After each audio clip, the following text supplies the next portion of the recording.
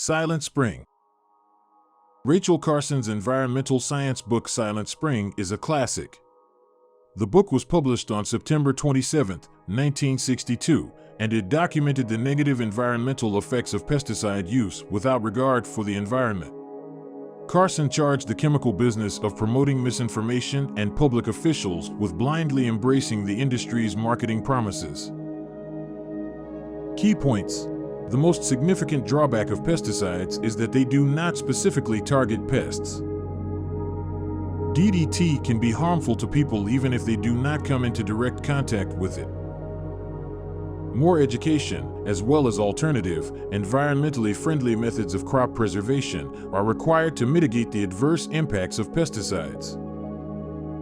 It is noted by Carson that efforts to improve the efficacy of pesticides have led to an increase in the toxicity of the chemicals. These poisons infect entire ecosystems, causing significant damage to the natural environment. Carson then goes into detail on how pesticides are harmful to humans. Toxins are deposited in fat, where they remain for a long period of time, causing disease and illness in the body. Carson proposes a number of safe, natural alternatives to pesticides, suggesting that these alternatives will improve the efficiency of current agricultural practices. Overview of Silent Spring. Rachel Carson focuses her attention on Silent Spring, a book widely regarded as a landmark work of environmental writing, on the potentially harmful effects of pesticides on the environment, particularly those pesticides, such as DDT, that were being applied via aerial spraying in an attempt to control insect populations on a large scale. Silent Spring functioned as a public warning in many ways, bringing together professional opinions on the consequences of this increasingly harmful practice. Carson's book has an overarching argument about the correct relationship between man and nature that contributed to the creation of the deep ecology movement regarding the interconnectedness of all living things and systems, in addition to the real accounts of pollution that she presents. Carson lays out her primary premise after a tale that begins the book by imagining a future in which quiet reigns over the earth after pesticides have wreaked their ultimate harm on the environment. She contends that in a linked world, man's unprecedented capacity to influence his environment must be used with utmost caution if we are to avoid harming the very systems that keep us alive.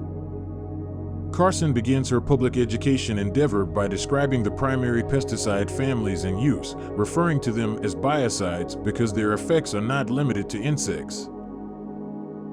Carson breaks down the effects of these pesticides into their component elements, studying different portions of the natural world from the water to the soil, and from plants to wildlife, after laying up her core conceptual framework and identifying the chemicals in question.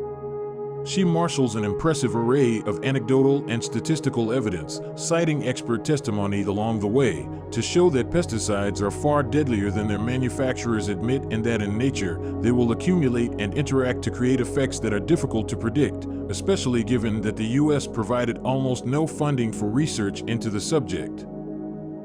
She then moves on to a review of pesticides' effects on humans, after which she investigates a few exceptionally disastrous spraying operations.